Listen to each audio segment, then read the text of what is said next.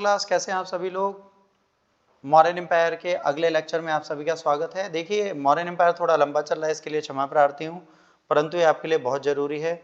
Mauryan empire में अभी तक हमने बेटा बहुत सारी चीज़ें पढ़ ली, जिसमें हमने बिंदुसार पढ़ लिया, चाणक्य पढ़ लिया, चंद्रगुप्त मौर्य पढ़ लिया, अशोक के बारे में थोड़ी बहुत चीज़ें हमने पढ़ ली। पर अभी अभी ये इतिहास बना कैसे, ये इतना महान हुआ कैसे, इसके बारे में भी तो जानना जरूरी है। तो एक बहुत बड़ा सेगमेंट है, आज हम इसके बारे में बात करेंगे कि अशोक महान बने कैसे, अशोक ने ऐसा क्या किया कि ये महानतम राजाओं में आए। तो सबसे पहले समाज को जाति में बांटा गया, 1 2 3 4 5 6 7। सबसे पहले राजा, उसके नीचे प्रीस्ट, उसके नीचे सैनिक, उसके नीचे लिखा पढ़ी करने वाले, उसके नीचे व्यापारी, उसके नीचे क्राफ्ट्समैन, उसके नीचे मास फार्मर्स और स्लेव्स। तो ये एक डिवीजन था जो यहाँ पे है। अब सोसाइटी में बात करेंगे तो 7 कास्ट में बांटा, जो मैंने आपको पीछे दिखा दिया। कौटिल्य कहता है यहाँ पे, है ना, अंत्यवसीन रहते थे। अंत्यावसीन, अंत्यावसीन मतलब होता है 15 तरीके की मिक्स क्लासेस यहाँ पे रहती थी।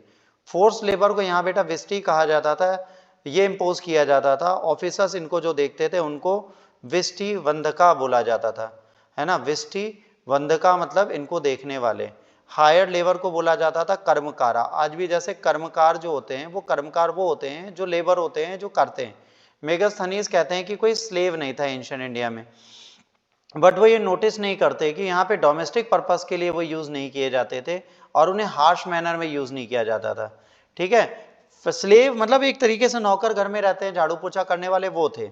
उसके बाद शिवा और समकर्षणा, ये मेगास्थनीज ने इन्हें क्या कहा है, डायोनस कहा है।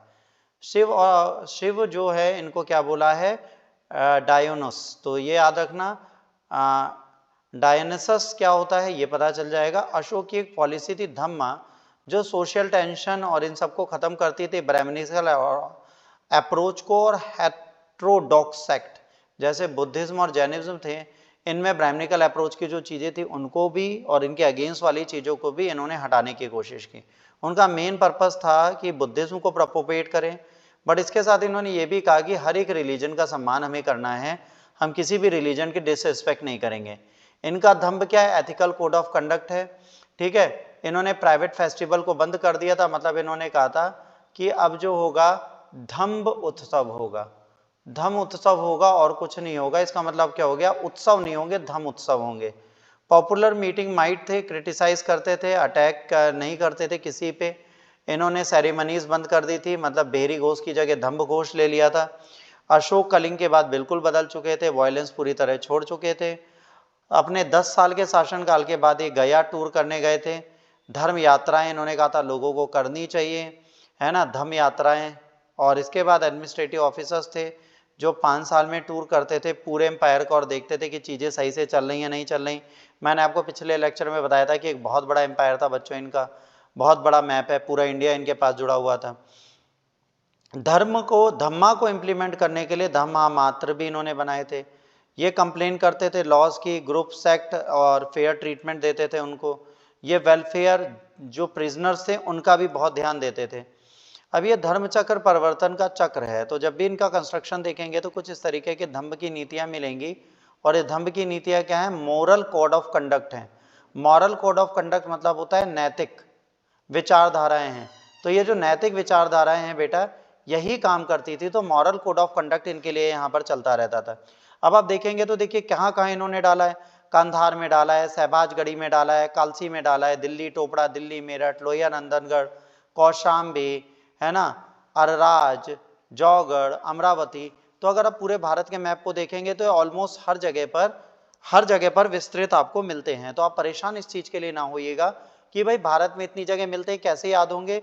तो इन्हें major rock edict, pillar edict, minor rock edict और इन सब चीज़ों के बारे में हम आपको चीज़ों याद दिला देंगे। अशोक के रिलीजन में धम्म है क्या, अगर धम्म की हम ठीक से बात करें तो इन्होंने इसमें कुछ फैक्ट्स डाले हुए हैं, आज हम उनकी बात करते हैं। किंग अशोका ने डिक्लेयर किया, ठीक है, 260 बीसी के आसपास इन्होंने डॉक्ट्राइन ऑफ धम्मा स्टार्ट की। इसमें 10 प्रिंसिपल दिए, याद रखना एग्जाम में आते हैं, आपके पास है नहीं, पुराने लेक्चर्स में भी नहीं डाला था, तो कोशिश करेगा इसका स्क्रीनशॉट ले लीजिएगा। पहला, लिबरल होना चाहिए, ईगो नहीं होना चाहिए हमारे अंदर। दूसरा कहा हाई मॉरल स्टैंडर्ड होना चाहिए। तीसरा का to be willing to put one on pleasure aside to the sake of subject of wellbeing. कह रहे किसी की प्रसन्नता के लिए हमें यह कोशिश नहीं करनी चाहिए कि दूसरे की वेलबींग को हम खराब करें, हमें ध्यान देना पड़ेगा। बी ट्रुथफुल, इंटीग्रिटी हमारे अंदर होनी चाहिए, हमें जेंटल और काइंड होना चाहिए, हमें हम्बल होना चाहिए अपने सब्जेक्ट्स के साथ। भाई क्या होता है, ये जो इन्होंने तीसरा पॉइंट दिया, अगर आप अपने सुख के लिए किसी और व्यक्ति की चीजों को खराब करते हैं तो वो गलत माना जाता है।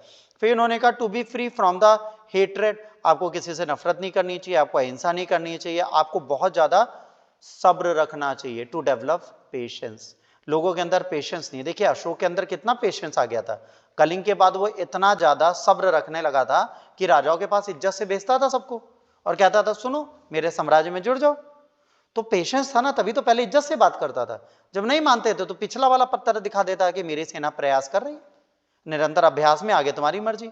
तो देखिए पहले विनम्रता, तो पेशेंस था, सब्र था, वो चीज उसने यहां पे भी लिख दी। Respect the public view point to create peace and concord, भाई अगर आप समाज की सुनेंगे तो शांति बनी रहेगी, अगर समाज की नहीं सुनेंगे तो शांति कभी नहीं बनी रहेगी। फिर इन्होंने क्या कहा, इन्होंने कहा कोई भी चीज करने के लिए कुछ बेसिक चीजें चाहिए होती हैं। जैसे अगर आपको धम्म करना है तो क्या करना है, आपको सर्वेंट के साथ ह्यूमन बिहेवियर करना है, स्लेव के साथ अच्छे से काम करना है, हर रिलीजियस को टॉलरेंस रखनी है, किसी रिलीजन की आपको बुराई नहीं करनी है कि हिंदू बुरे, मुस्लिम बुरे, सिख बुरे, कुछ नहीं, आपस में कॉन्फ्लिक्ट नहीं करना है, धर्म को फॉलो करना है, पेरेंट्स की इज्जत करनी है, रिस्पेक्ट देना है उन लोगों को, ब्राह्मण और बुद्धिस्ट मॉन्क की रिस्पेक्ट करनी है ना, डेथ सेंटेंस को बंद कर देना है, अब मृत्युदंड किसी को नहीं दिया जाएगा, जानवरों की हत्या नहीं करनी है। बस अशोक महाराज जो हैं वो डेली 3 मोर और 2 हिरन खाएंगे, बाकी कोई जानवर नहीं मारेगा। इन अप्रोप्रिएट रिचुअल्स होंगे, सुपरटिशियस चीजें जो थी, जो इन अप्रोप्रिएट रिचुअल्स थे, मतलब अंधविश्वास ये वो सब बंद कर दिया जाएगा। इसके बाद कुएं बनाए जाएंगे, घर बनाए जाएंगे, रहने के लिए विश्राम घर बनाए जाएंगे, रोडों के किनारे पेड़ लगाए जाएंगे ताकि जो सराय हैं, देखिए व्यापार वाणिज्य भी तो बढ़ाना है, तो अगर पेड़ नहीं होंगे तो व्यापारी जाएंगे कहाँ, तो उनके सराय गृह जिसे आज आप गेस्ट हाउस बोलते हैं वो बनाए जाएंगे। ह्यूमन एनिमल हेल्थ केयर के लिए हॉस्पिटल खोलेंगे ये। इसके बाद पुअर और एल्डरली की हेल्प करने की बात करेंगे, जो पुअर और गरीब हैं उनकी हमेशा मदद करें। इन्होंने अपना धन जब प्रपोर्ट किया, ध्यान रखिएगा बेटा, ये मॉरल कोड ऑफ कंडक्ट है, it is not a religion. इन्होंने कोई रिलीजन नहीं स्टार्ट किया, भले ही वो अकबर हो या अशोक हो, ये जो डबल ए हैं ये ट्रिपल ए नहीं बन सकते कभी, याद रखिएगा, इनको ट्रिपल ए मत समझिएगा, ये रहेंगे डबल ए। मतलब इन्होंने अपनी विचारधारा दी, अपनी आइडियोलॉजी दी, इन्होंने अपनी धम्ब मानी। जब इन्होंने अपना धम्ब दिया तो उन्होंने उसमें कोड ऑफ कंडक्ट दिया, धम्म मात अधिकारी बनाए जो धम्ब की टीचिंग को हर जगह पहुंचाते थे। अब धम्ब ने समाज को क्या दिया, इन्होंने समाज को बहुत कुछ दिया, विनम्रता सिखाई।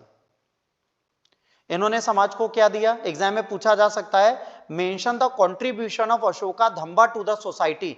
अब अशोका अगर धम्म नहीं आता बच्चे तो पता है क्या होता, ब्राह्मणवादी विचारधारा में रिचुअल्स खतरनाक चलते, ठीक है, फाइनेंशियल लॉसेज होते, भेरी घोष चलता, धम्म घोष नहीं चलता, युद्ध खत्म हो गया, एक अखंड भारत बन गया, शांति प्रिय देश हो गया, और इससे क्या हुआ, देश का विकास हो गया। ठीक, दूसरा महिलाओं का सम्मान होने लगा, पेरेंट्स का सम्मान होने लगा, धामामात अधिकारी उसकी केयर टेकिंग करने लगे, एक बड़ी ब्यूरोक्रेसी बन गई जिसमें धामामात अधिकारी जैसे लोग इन सब चीजों का ध्यान रख रहे थे। समाज अखंड हो गया, अब उसे खंडित नहीं कर सकते, समाज में लोग हार्मनी के साथ रहने लगे, एक एडमिनिस्ट्रेशन से लोग डरने लगे, नैतिकता की बात करने लगे। तो धम्म ने बहुत कुछ दिया।